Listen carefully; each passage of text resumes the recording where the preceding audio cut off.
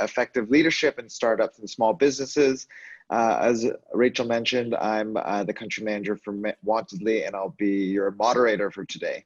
So I'm very honored to have with us a great panel of speakers, and I'll get them to wave to the audience. So we've got Adrian, CEO of Sleek. Say hi, Adrian. We've got Karina, CEO of WHub and AngelList. Hi, Karina, great background. Yeah, did you take that photo yourself? Nope, I stole it from the internet. It's beautiful. And then we've got Alexander, the head of merchandising at KW Commerce. Hey, Alexander. Hi, Lincoln. So today's webinar is all about leadership in startups and small businesses. And it really looks like we've got a great wealth of knowledge to tap into with our three panelists. If you've looked them up on LinkedIn, you can see they've got a long list of experience ranging all over the world, really, about leading startups, scaling teams, managing talent, working with cultural differences, and managing international teams. So maybe before we get really into the meat and potatoes of today's session, can I get each speaker to do a brief introduction of themselves? So I guess we'll go with Karina from WHub first. Thank you very much, Rachel, Lincoln, and welcome everybody. Thanks for tuning in. So my name is Karina. I am co-founder of WHub. And for those who do not know us, so we define our mission as in unleashing startup full potential by connecting them to all the resources they need to grow and scale. And arguably with that, really connecting all stakeholders, be it talent through our jobs board, corporates through our co-innovation programs, government organizations, etc., to tap into the innovative power of the ecosystem. And with that, we also get called to be an ecosystem accelerator. And we set up back in actually already 2014 to bring Hong Kong into the global maps and ranks of startup ecosystems. So I'm also the co-founder of AngelHub, which is Hong Kong's very first and only SFC regulated equity crowdfunding platform for professional investors on the one hand side and growth stage companies scaling in Asia on the other side. We're sector agnostic, we're technology agnostic, do 80% of our deals in pre-AA. So that's a separate topic. If you're looking to fundraise, reach out. We have our own fund that co-invests alongside. And I think Lincoln mentioned already, but we'll discover later on, I also used to work previously 15 years for Procter & Gamble in a very traditional corporate career, started in Europe, moved to Japan for Northeast Asia, and then came here to Hong Kong for Greater China responsibility, mostly in finance. But yeah, now have my new passion, which is all about startups and driving the tech innovation ecosystem. And I also function as ambassador to the Senator of Berlin for Asia-Berlin Connections, as well as several think tanks and task forces of the Hong Kong government. But it's a great pleasure to be here and looking forward to this great panel. Thank you. Awesome, Karina. Really glad to have you. And if you've spent any amount of time in Hong Kong in the startup scene, you've definitely been to WHub events, and you've definitely heard of WHub for sure. Next, let's go to one of our hosts, Adrian from Sleek. Adrian, would you mind giving a brief introduction of yourself as well? Yeah, hi, Adrian, co-founder of Sleek, and I take care of all the growth, so the products, the marketing, the sales. I've been in Asia for 10 years. I did 7 years of e-commerce. So I used to sell rice, diapers in Indonesia, then lipstick, blush, a bit across Asia, and but more specifically Southeast Asia and Australia. And after I embraced a new startup career in the super sexy accounting space, we started Sleek 3 years ago. After a lot of frustrations that Rachel mentioned a bit before. So what we like at Sleek is to consider ourselves as a business enabler. So we basically give a legal entity, give a legal birth, to your project. So we form the legal entity, and then we take care of all the really boring and time-consuming stuff that actually come along with the entrepreneurship world. So I'm the least French person you've met. I spent most of my life abroad in South America and Asia since ever I was a kid, and I've never worked in France, and I really don't like to work with my own kind. So when actually I saw the topic, I was like, yeah, leadership and multicultural, that's definitely something I quite like. Awesome. Thanks for having me. Thank you so much, Adrian. And then last but not least, let's get Alexander from KW Commerce to share a little bit more about himself. Yes, thank you very much, Lincoln. And also another thank you to Sleek for organizing this panel discussion today. My name is Alex. I joined KW Commerce in the beginning of 2019. And KW commerce, also started basically the office here in Hong Kong in 2019. What are we doing? We are e-commerce marketplace pure player from Germany. We are selling our private label brands on different online marketplaces worldwide. With the increasing focus of, let's say, consumers focusing on e-commerce, we've been blessed with a very high demand worldwide in our product categories. And we've developed a team in different locations since 2012 of 350 people. Our headquarters in Berlin, Hong Kong, I mentioned, we founded in 2019, the office, and we have a location as well in Dongguan in China, and sell worldwide. I think I lost count a little bit, but more than 20,000 different SKUs at the moment. For myself, before I was joining KW Commerce here in Hong Kong, I've been working in different areas of sourcing and procurement in various retailers in Vietnam, mainland China, and recently moved back to Hong Kong for KW Commerce. Awesome. We've got a great panel. And just to introduce myself quickly, I'm Canadian Chinese. I've worked in a variety of different startups over the last 10 years in Hong Kong, ranging from social enterprise to event tech to recruitment right now. And the common theme for myself is I've always helped an international company localize their operations to APAC. Currently at Wantedly, we're a jobs platform from Japan that helps companies grow their recruitment funnel, help find great talent. Our company mission in Japanese, directly translated, is increase the number of people whose hearts dance through work. It's a mouthful in Japanese, but I really like how that directly translates. And so that's me. So just to set the scene, in the best of times, growing and working at a startup is a tough job. We've all known and seen the stats about failure. 9 out of 10 startups fail, 7.5 out of 10 venture-backed startups fail, and 2 out of 10 new businesses fail in the first year of operations. And that's in the best of times. So I think we can all agree that given 2020 isn't the best of times, we really need to dig deeper as how we as leaders can position ourselves and our organizations to not only overcome, but really try to excel and gain ground on our competitors and gain market share in the current business environment. Obviously, it won't be easy, but hopefully our speakers and panelists today can share some great insights and actionable insights and stories to help us get out there and fight. So how about let's start with Karina. Karina, you mentioned that you've had 15 years experience at Procter & Gamble, working at a traditional career. And 7 years ago, you branched out to start WHub. What were some of the leadership takeaways from P&G that really helped prepare you for your journey at WHub? And what were the major mindset or differences from working at a traditional corporate versus to now working at WHub? Yeah, thank you, Lincoln. I saw that question coming, comparing both worlds. First of all, thank you for reminding that, startup passion is a blessing and a curse, right? It's, building a startup is a tough ride, but it's obviously also very rewarding. I think there are always typically 5 elements that I mentioned. So really what I learned at P&G and what I definitely took away also for a startup is that people are your most important asset, right? Your talent, your team, that's all what it is about. I think the second thing is it's really important if we start comparing, different skill sets, experience, background, is just to remember that typically startups and corporates are 2 completely different beasts, right? So if a startup is defined as an organization that is in search for a new business model, a new product market fit, right? So agility, as well as that capacity to build, measure, learn is crucial. Versus, a corporate, arguably, they are supposed to have found their product market fit. Now it's just to standardize, simplify, and execute over and over again. So that's really in terms of also mindset of people that you recruit. People need to understand that because, as you mentioned, it is a tough ride. Which means, some of the terms that we use in both worlds, like leadership. At P&G, I was always told, you're a leader, regardless the rank that you have in the company.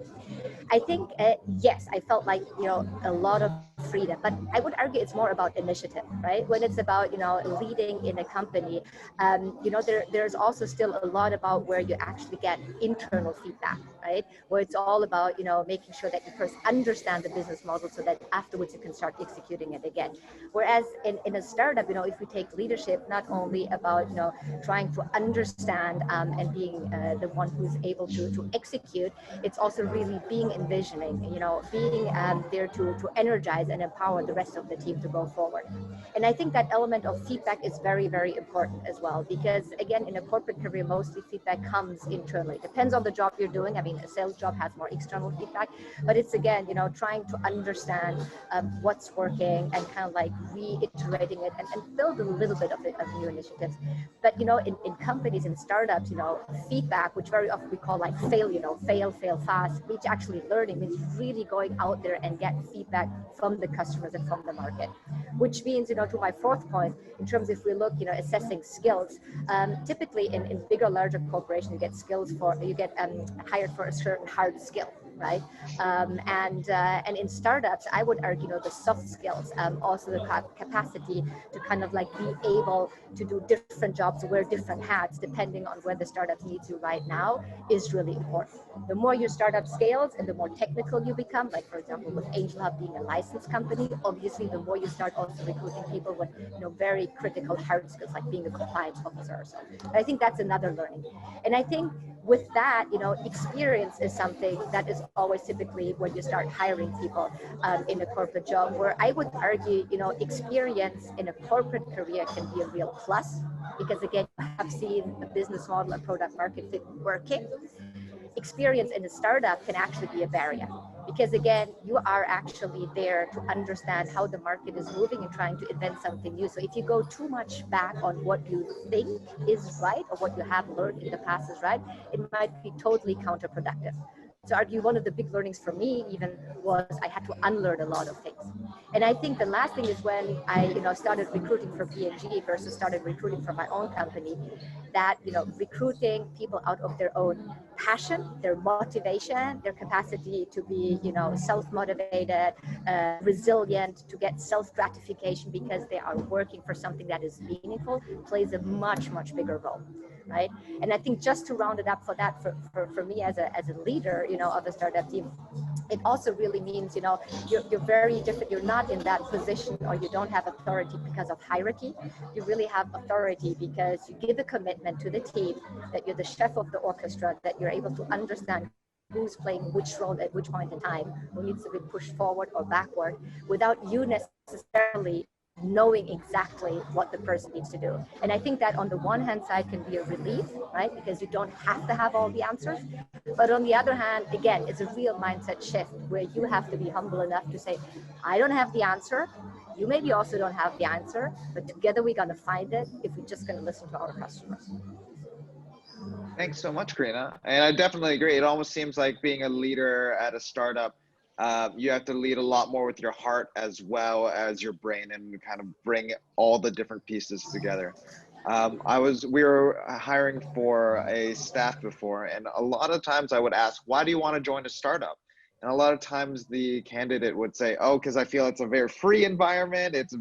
But I think to your point is you actually need to be very purposeful, very driven, very flexible, really strong soft skills.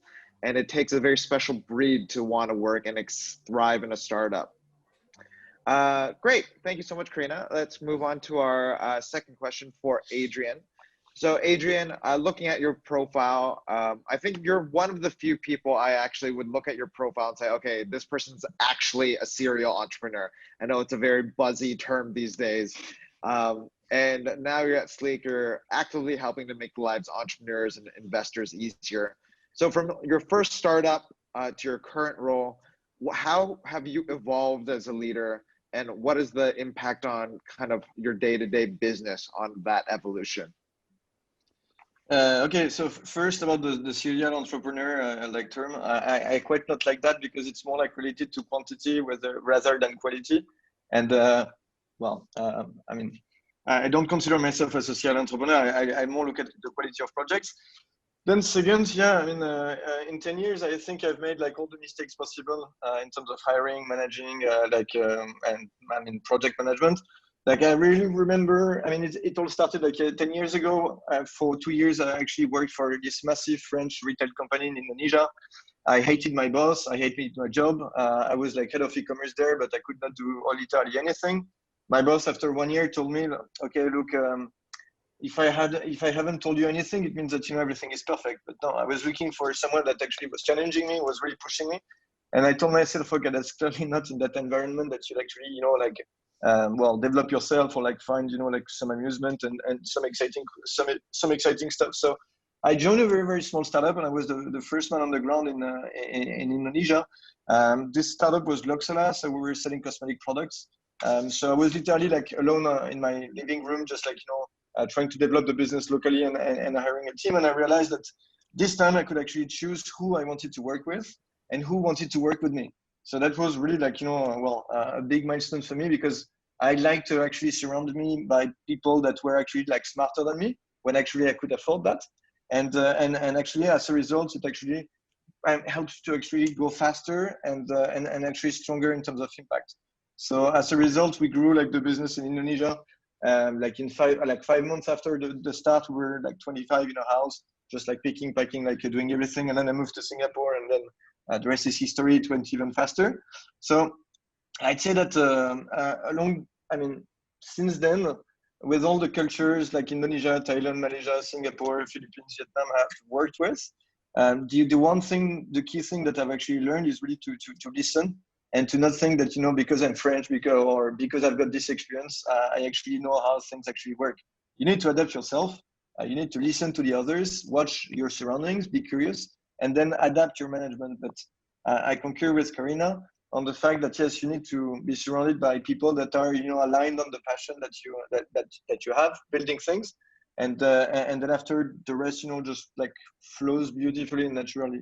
So that's definitely like the key point, is to surround yourself, by people that are either smarter than you or actually with the same passion. And then after, I would say, yes, to be humble and to learn from others, and to learn from mistakes. The worst thing ever that you can do is just to make a mistake and then again repeat it many, many times. I think, yes, I did it like a few times at the very beginning, but now I've actually got slapped hard enough to actually, not actually make the same mistakes again and again and again. So yeah, that's pretty much my point. Great, thanks, Adrian. And it's not easy attracting and finding out what that right talent is, and of course keeping that talent. So that's also one of the topics we'll get into a little bit later. Feedback from our panelists on, okay, how we all talent loves to work with talent. So how do we create a talent first culture, attract and retain? But first, let's go to a question for Alex. Alex, I saw that you actually joined KW in Hong Kong in May of 2019. So it's been a rocky year and a half for Hong Kong's history. For yourself, what kind of leadership actions or adaptations have you taken in the last year and a half to kind of get your team through this adversity in the last year? And what's worked and what hasn't? So 2019 was definitely a difficult start to start an office basically from scratch. When I joined KW Commerce, we were operating basically out of a co-working space. We were somewhere between 2 or 3 people coming and going at that time. The challenge in the beginning for us, and let's step away a little bit from the situation in Hong Kong in general, was to add talent to the operation. So I mean, we were not starting up a business from scratch. We basically have our headquarters in Germany. We've established process at that time. But Hong Kong for us was a brand new office, brand new location. So we didn't really have a track record as an employer in Hong Kong, and it was difficult from time to time, definitely, to convince certain talent to join our organization. I think key in that stage was really where we could show talent to what they are joining or what they were in for with KW Commerce's, our overall values and principles and the overall company vision we shared with them. Convincing people changed drastically when the global pandemic basically hit China first and yeah, spread around other regions straight after. All of a sudden, our business model was very attractive. Many people understood what we're doing, and our growth rates were, yeah, almost close to crazy. Working during that time posed a lot of challenges in terms of leadership, in terms of workload, what we were encountering. And when we're talking about that phase a little bit, trying to convince people, it felt very easy at that time. So all of a sudden, this kind of situation changed dramatically, and people were seeing that in the industries they were in at the moment, those were struggling due to the global pandemic, and they felt that their position might be not as safe as they expected it to be in the beginning when they joined. So yeah, our business model definitely benefited quite a lot from that situation. But nevertheless, a challenge for us was in terms of leadership, that we were not able to travel as freely as we wanted, especially with our location in Dongguan. Usually I spend half of my week in Dongguan in China, as well as with our vendors, with our partners in China. We have a lot of face-to-face exchange. So that basically was cut off from one day to another. And building up an office, which you have here in Hong Kong, and making it kind of an integrated office with the other operations which we have in China, but also in Germany, was very, very challenging. Onboarding people during that pandemic period, as I mentioned, in 2019, we were 2 people in the office. We are now today 25. So we added a lot of people throughout this pandemic time, and onboarding people, training people, integrating them into your team, transferring values, and basically listening to what they are struggling with, especially in the beginning when they join your company, was one of the, I would say, major challenges. What we did, and maybe what worked not. I think what was very helpful for us is a really key takeaway is communication, daily communication. We had we kind of have a system of daily huddles we're doing. It's a 50-minute, half an hour daily huddle with different teams where we update each other on what is happening the next 24 hours. Where are certain roadblocks? Where do we have to get into right now at the moment? That's something that really worked well. A big portion, I think we can also contribute to transparency in the organization, what we did during that time. So very fixed meeting agendas on a weekly basis. I think we all are, to an extent, happy about meetings. If meetings get too much and they're not organized, they're not well prepared, then meetings usually become a big headache. So especially when you're working remotely, that has been on the one hand, a struggle to prepare for a lot of calls, for a lot of meetings. I think we spend a lot of time, all of us, on Zoom the last couple of months, and probably are doing so also the next couple of months. So those are, let's say, key takeaways that we have a little bit from that situation currently. Great. Thanks, Alex. Yeah, unfortunately, I do think we'll be on Zoom for another couple months at least, but hopefully we'll be able to meet all in person soon. So I've heard all 3 panelists, both Adrian, Alex, and Karina, all about talking about talent. Let's shift our conversation a little bit to talent. So if you're in the audience and you've got your startup, a small organization you're trying to scale, we all know that the first handful of employees are the most important. The first employee number 2 to number 5 is really going to shape the direction of your organization, whether you sink or swim, and whether you'll be able to scale. So let's put this to an open discussion. When you're just starting up and you're kind of working on your minimal viable product, your MVP, you're experimenting, you're kind of working out of living rooms, like Adrian said, how do you acquire that when you don't have this employer brand yet, you don't have a fancy co-working space yet? How do you attract really quality employee number 2 to employee number 10 and really sell them on what you're doing and getting this passionate, talented staff that hopefully are just as smart or smarter than you? And I'll leave that to an open discussion for all of us. Yeah, I'm happy to jump in, and really sorry if my background is super noisy. Actually, I try to keep it down. But I think I'll jump in because I think as cheesy as it is, it's really our hashtag startup passion. And I think one of the very reasons why we launched actually W Hub was really to make a difference for startups to be able to recruit in a situation, where you don't necessarily have an employer branding, where you're not necessarily the one who can offer the highest salaries, where you're not necessarily, the one who can, project a 3 years, 5 years career plan for anybody that you hire, because they don't even know if you're going to exist in the next 6 months. So even, on W Hub, when you come, we say, we really highlight the teams and the founders with their purpose and their passion, right? And once again, it's a little bit to what I said at the beginning, of course, in certain areas, if you're looking for a tech resource, you also look at skills, right? But again, if you're in search of a new product market fit, right, you're probably looking for skills that nobody yet has really acquired, because even, in our case, the first equity crowdfunding platform here in Hong Kong, I mean, find anybody who already worked in an equity crowdfunding platform here in Hong Kong, you're not going to find them, right? So again, I actually shifted a lot, particularly for that core team, really to recruit out of their purpose, to really assess persistence, to assess their soft skills, to assess also the fact of being humble enough to know to say, well, I don't have an answer, and well, let's try and test it. Let's really apply startup methodology and build, measure, learn. So yeah, I think, again, maybe it sounds very cheesy, but once it's in action, you really understand what makes this difference. Yeah, I think I can join in maybe a little bit also what Karina said there. For us in the beginning, as I said, to employees, you're trying to basically explain your business model. You're trying to explain your vision on what you're working on. And as Karina said, you don't have a clear career path probably for everyone ready for the next, let's say, 1 year, 2 year, 3 year plus.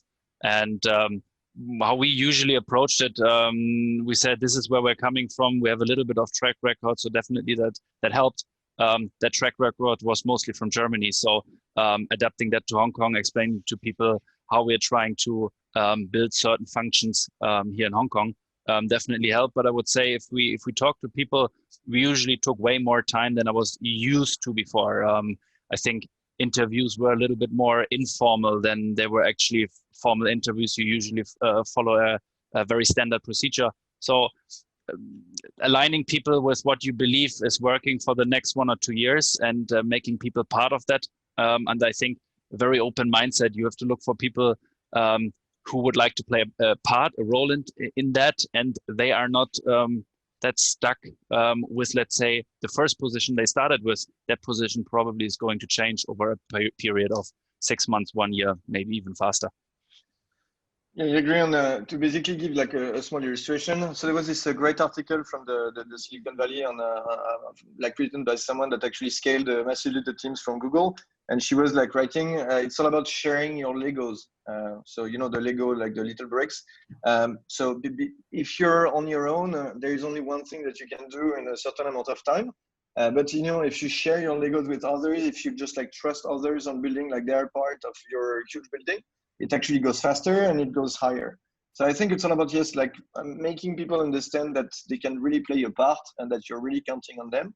And then second, to also just find people that are passionate and also really good about what they do, or actually eager to learn about it. And then after, yes, you'll have like employees from number 2 to 10 that are like a soldier's monk that would not give their lives to your company, but that would just like put in the hours, the passion to really like build the great things and achieve the project. You're on mute. Oh, sorry. I need new AirPods. So I think this concept of pitching talent is extremely important, and that's as Wantedly we work with our clients, whether they're startups or traditional companies, and kind of emphasize that, hey, no matter you're a startup or you're Goldman Sachs, if you value talent, you should pitch talent. Your meetings, your interviews should kind of pitch them on the perks of your company, the purpose, the values, and make sure they're not just in it for a paycheck and somewhere just another job. For all three of you, do any kind of war stories come to mind when you were at early stage companies and you really found, hey, that early stage employee that really helped kind of kickstart the growth of the company, or was that key first employee that you brought in? What were they like? How did you find them? And what was the process of kind of bringing them on board? So I have quite a funny story. So I was the CMO of Luxola, so selling lipstick. And one day I was hiring for like a partnership manager role. And one day I received the resume of a Singaporean. So I was based in Singapore at that time. I received the resume of a Singaporean biological engineer that was actually like interested in startups because his flatmates during university had actually created a startup that failed, but actually he found that it was actually really fun. So he had zero experience in marketing, zero experience in dealing and striking partnerships with big firms. And actually, the only thing that really struck me was his passion. So to relate to what Karina said, like the startup passion, he was really passionate about building things and being accountable for it. And I told him, okay, I cannot take you full time, on that position, but he suggested to actually do like an internship for like 4 months. And then after the internship, if he was actually worth it, we would hire him. So I was like, okay, fine. It's, a risk-free almost solution for me. And actually after 2 months, we basically offered him like the role. And like 2 years after, he just like scaled. And now, when I left actually Luxola, Sephora, he was the country manager of an e-commerce division that we had. So it was an amazing, like really finding. He was like quite frustrated about biological engineer because it was not fun. It was like too square. And he was just like a creative and explosive mind that just, wanted to be like in an environment where he could just like unleash his creative power. And I think we did a great job at one, listening to that, candidate. And second, to put him in an environment that was actually fostering his behavior, his skills, his knowledge. And yeah, he's killing it still. Absolutely awesome. Yeah, I think when I join in there, for us, as we, let's say, have maybe a little bit more defined roles already within KW Commerce, what we have been struggling a little bit is to find kind of if we're looking into the say CVs of different applicants, to find really the key features in their let's say history, what they've been working on, how is that fitting to our current business model, etc. So what we changed a little bit there was that the scorecards we basically set out in the beginning, what do we want applicants to basically fulfill, was more going towards the side where we said, those are personal skills, interpersonal skills we are basically recruiting for, and we maybe not recruit so much for the actual experience in different industries. And that so far worked out quite well for us, definitely. And I think that's also something moving forward we would be focusing on a lot more. Yeah, I think actually, so for us also, employee, now the core teams are 2 co-founders, Karen and myself, but actually our CTO, Graham joined us, 2 years back, and he really joined us as an entrepreneur himself, understanding that we set our mission on solving the pain points of entrepreneurs. And he said, well, I know how meaningful it is as an entrepreneur, so I'll come on board and, play your CTO role.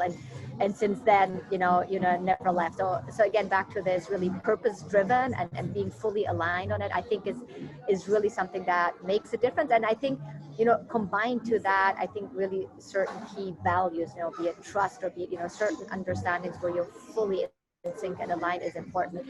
I think the flip side of recruiting people out of, passion, and that for somebody as WHub who sits really in the epicenter of the startup ecosystem, is that most of our employees, we need to let them go because they become entrepreneurs themselves. And I cannot say no, because I'm like, this is amazing, right? This is exactly what you should be doing, particularly for somebody who defines themselves of enabling, startups and teams to scale.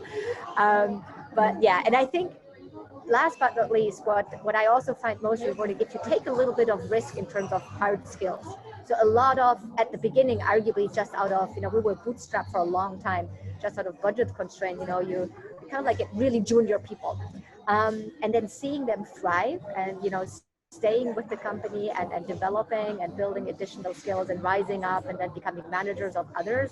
I mean, that's some of the most rewarding, elements of it. And again, I think that's why if you recruit at the very early on people who are aligned with you where you want to go, I think that's arguably maybe even more important, because again, the hard skills and how people do their day-to-day job is something that you see as they go, right? And that you can also influence as a manager.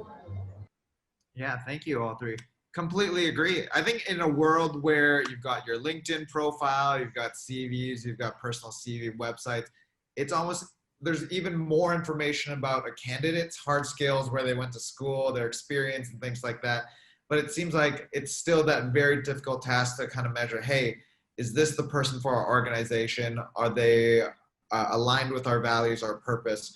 And I think in the end for a startup is the question is, can this person get the job done? Or at least learn how to get the job done and be able to adapt. Because at the end of the day, in a team of 5, in a team of 10, that one person is 10% of your workforce. And if they can't carry the weight, then other people need to carry the weight for them. So essentially, you just need to find that person to get the work done. Great. So maybe we have about 19 minutes left. I want to leave about 10 minutes for questions. I see we've got some questions from Andy already. I think one topic that we wanted to touch upon is leadership in the context of right now remote working and across cultures and across geographies. Let's look into really actionable kind of workflows or check-ins, or Alex, you're meaning huddles. What kind of tools and methods do you 3 use to kind of keep your team aligned, whether it's across different cultures, different geographies, or right now, even if we're working from home? What kind of tool sets do you guys use? Yeah, I mean, happy to go first. I mean, throughout that, pandemic, obviously, physical health and making sure, that nobody gets sick, and also really, that's crucial, right? But I think one of the things very early on that I always pushed forward was, mental health. And also, keeping that team straight, because it's so difficult, because it's so depressing. There's COVID, which triggered a business crisis and, financial crisis and all of that. That mental health is really important. And again, I was a little bit hesitating at the beginning because there's this physical health thing, and there's also that different perceptions to risk, right? I mean, some people may still feel like, oh my God, this pandemic is totally overrated, and some people still feel like really, really worried right now. It's so risky to go outside and meet other people. So I think it's just really acknowledging, managing it. But my point was, one of the things we early on did is really making sure on that mental health, and therefore staying connected. So what we did is we had a 15 to 30 minutes daily morning check-in when everybody was working flexibly. We never closed the office. We said, for those who, for example, don't want to stay at home because, I don't know, mom is listening, or husband or kids or whatever, come to the office. And we were lucky enough, our co-workers said, you can come, you can commute to non-peak hours, etc. You can come. But also, if you want to stay home because you feel it's not safe, or you have elderly people living with you, it's a real risk for you to go out and bring, the germs back home, that's fine as well. So really, every morning, 9:30, Zoom in, and it's like high five over Zoom. How do you feel? Our really first question is, how do you feel? Are you okay? Right? And then just a quick drill. Do you need help or whatsoever? And just reminding everybody, now we're just a WhatsApp click away. But I think that's one of the practical tips. And it's interesting, by now, we went to this point where, like, okay, the morning Zoom in is kind of like, we're so happy that now everybody kind of like feels comfortable to come back, so we don't have to do the morning Zoom in anymore. But it still helped us to stay connected. Great. Thank you, Karina. Yeah, we do the exact same thing at 9:30. So with the team here, right now, because we're back at the office, it's a bit redundant. But before, every morning is, okay, are you facing any challenge? How can we help? How are you, like personally? So that's like the first part. It's like to install a daily routine of communication. Second, for our management team, basically we did like one session with like an executive coach to really take a half a day and to really like have everybody speak and to do like a few like really cool communication exercise, so that then they can like do it again with their teams and like have people express themselves and their anxiety, their joys, like just to like keep the communication flowing.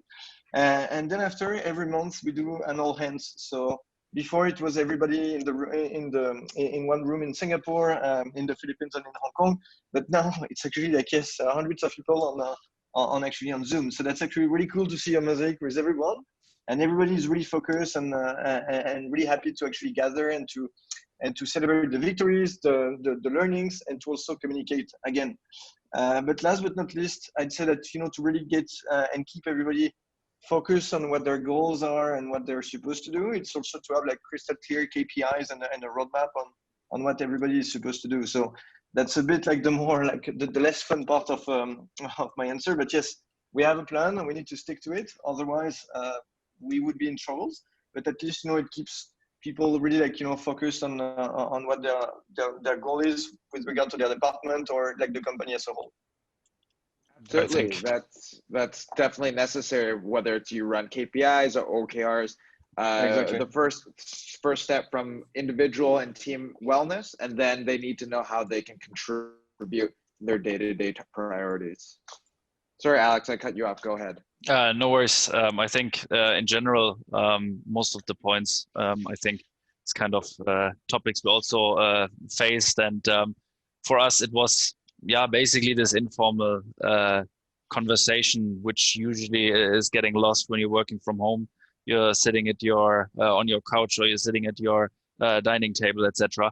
So we'd introduced a little bit also more of this informal, let's say, calls. We did kind of virtual lunches. We did virtual birthday celebrations, even though it was for 20 minutes, half an hour. It's something what Karina said in the beginning. It lights up a little bit the mood, especially in the beginning.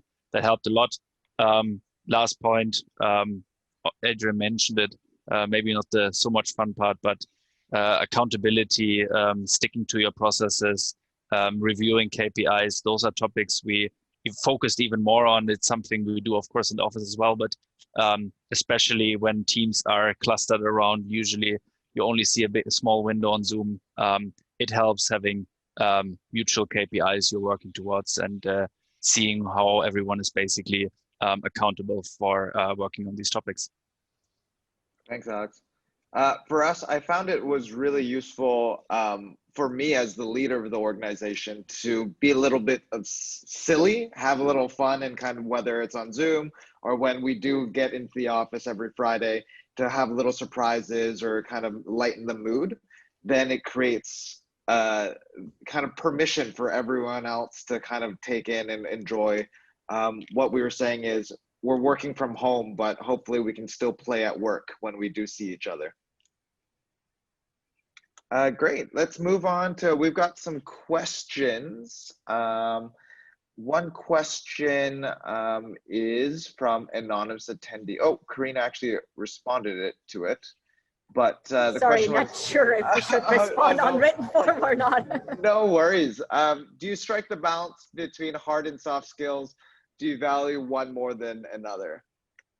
So why, Karina, since you've already responded to it, why don't you go ahead and well, I can repeat, because obviously there is no answer one size fits all. I think it really depends on the job itself, and potentially also on the stage of your company, right? If you're more established and you have like departments, and within a department, a certain hard skill that dropped out, so you probably directly, want to repeat that. And again, maybe in a context where you already have proven a certain market fit and you know exactly what type of skills you need.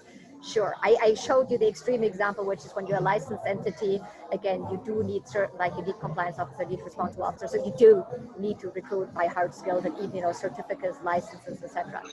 I would argue, as a rule of thumb, I mean, the more fluid the job description is, and also the more earlier stage on you are, the more you actually want to potentially recruit soft skills wise, because again, the hard skills really needed, you don't really know exactly what they are, and they need to be built on the job. So again, you look about passion, resilience, self-motivation, people not being arrogant, people being great team players, being versatile, being able to carry the banner in the street as much as, writing a 3-year strategy plan. I mean, then you probably still, recruit more on soft skills. My current favorite job description right now is the full stack marketing digital marketer.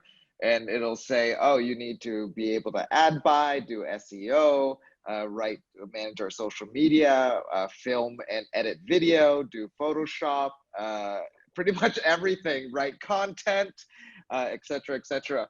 And if it's a job description like that, I completely agree with you, Karina. You're looking for someone who has, in general, might fit that mold, but you're never going to find somebody who's an expert at all those things. You're way better off finding someone who is passionate about your company and has the ability to learn and kind of grow into that role. Exactly, and to add to what Karina said, I think yes, of course you can grow your hard skills, but then I think the minute we have a doubt about your soft skills, that's actually like a no-go, because someone with amazing soft skills that doesn't have the hard ones would actually learn them along the way, and will actually make the job at the end. But yeah, whether it's a motivation, a personality trait that we have a slightly a doubt on, I mean, with regard to the compatibility with the rest of the organization, we prefer to say no, because that's a very long and a hard way to actually go. Awesome. Let's go to our next question. I think a really good question. How do you build and develop talents and elevate people to be at their very best? That's a tough one. Maybe I start on that one first. Usually, when somebody comes into our company, of course, we take the time, usually over a course of 2-3 months, we see how the person likes our organization, how we like the person. So we take that time and we spend a lot of time with that person. But how to develop the people, I think then afterwards is really something sitting down with the person. And actually, I think what companies often mistake is they don't ask the person, what do you want to do in the next 6 months? What do you want to achieve in a year? And I think what we are focusing on is we are asking that question on the one hand on the professional level. What do you want to achieve in that position here you're with in our company? But what are maybe also your personal goals? What do you want to do in the next 6 months? What do you want to do in the next 12 months? And I think when we're breaking it down, we have also actionable points where we can support our people there and moving towards their goals, I think, and making sure we are enabling them to basically reach their goal. That's I would say the priority is not so much about what kind of goals we are setting for them. It's more the goals they set for themselves, and we can help them basically along the way. And if those goals are aligned with, let's say, our company vision in general, then that's actually the perfect fit. So I think that's also, the most crucial topic in that sense. Yeah, maybe if I can build on, I guess in a startup, as a leader in a startup, I think that's the most frustrating part, because to build on what Alexander said, it really takes time. And time is the one thing you really don't have. I mean, time and money are the two things you're really chasing, right, in a startup, particularly at the earlier stage you are. And I think, again, with that, I think it's just being very open and transparent and tell your people it's up to you, again, to lead your development, because it's all about, trust and communication. And trust builds over time, and communication. And I think that the biggest thing is really probably be over blunt in a startup, because there's very little time, and let people know it's this tough love concept, right? It's not because I just want to, it's not because we're kind of like a special breed and we love to focus on the failure and the barriers and the shit, but it's just the thing that's going to move us forward. So get used to it, take ownership, and pull me aside, because if not, there will always be 20 other customers or clients lining up. But I think it's the biggest frustration compared to when I was at B&G, like the time that you can carve out for pure talent development. So it's really a much more shared responsibility than in a corporate career, I would argue. Yeah, I completely agree. And to add to that point, I mean, it's more like as the founder of a startup, I'm here to really create an environment where high performers can perform highly and build actually their own career path and develop themselves. But I'm not going to be the one teaching them. They're going to learn by themselves within the environment that I'm actually building for them. Yeah, I believe there's a saying where a high performer is defined as someone who performs consistently high, no matter if you through organizations or in different roles. They find a way to figure it out and get it done. And there's a strategy I use called ring fencing, where, for example, if they are a marketing manager, I'll give them a task completely outside of their job description and say, this is completely ring fenced for you to work on, whether it's looking at SEO or something different like that, and challenging to, oh, you don't know anything about it, figure it out, deliver results, measure the results, and try again. Let's move on. How do you determine the best culture for your company? And what do you base these culture values of? I'm not sure if I would use the word determine the best culture, but how do you find the culture of your company? and what are these culture values based on? So at Sleek, sorry, please go ahead, Karina. Sorry, I think very simple, yeah, very simple. Sorry. In one sentence, I think for it to stay and be long lasting, it has to be genuine. So base it on your own values. That would be my tip. Exactly. So actually, like starting your own company, you actually can, develop your actual values. So yeah, it has to be, you as a co-founder, and then this sort of environment you actually want to spend a lot of time in, and surround yourself by individuals that are also believing in these values. So at Sleek, it's a bit cheesy, but we came up with so Sleek, so simplicity, learning, entrepreneurship, excellence, and kindness. And every month we basically celebrate, each one of these values with experiences, or facts, or basically achievements, from all the team, our teammates. So basically illustrate the good behaviors and just say, okay, this is great, and you guys, should imitate and should, strive in that direction to actually, promote the values internally. I think the only thing that I basically have to add to that is when we are looking into, let's say, building this operation in Hong Kong, we actually have existing operation and values basically in the company, which we are trying to transfer from Germany, which we're trying to transform from our office in Dongguan. But still, you will have some certain, let's say, developments you have locally in different offices, which you probably cannot transfer, which will be a little bit different. So I think working with the vision of the company, what kind of traits are really paying into that vision of the company. We are focusing on building the leading global marketplace on what is your position basically to help us do that. I think that is something where we're aligning people, and that helps us build basically this company.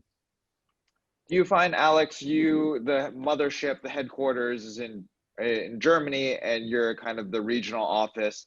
Has the values and kind of the culture of the regional office in China, Dongguan, Hong Kong, kind of evolved to be a little bit different from the head office? And if so, what way? I think, of course, we have some, let's say, local differences here and there for sure. But I think overall, we have a lot of communication between different departments. We have certain departments, let's say, who have people based in Hong Kong, but the same department has people based in Dongguan as well, has people based in Berlin as well. And I think these people are working on a daily basis with each other. They are in exchange on a daily basis with each other. And you can, let's say, basic values, you can transfer them between different locations. And it doesn't matter if it's, let's say, Asia, if it's Europe, if it's the Americas. It doesn't matter as long as you, let's say, work towards the same vision. You will have different differences in different locations for sure, but we don't find them too significant that we're actually getting problems from them. Thank you. I think we're in the last few minutes now, so if you've got any other burning questions, please feel free to put it in the chat box or use the Q&A function on Zoom. As you're thinking about any last questions, maybe we can start asking our panelists for that kind of one piece of insight, crystallized advice to leave our audience with, whether it's on talent acquisition and retention, about managing teams, about leadership. We'll just ask every panelist to share their one kind of takeaway advice.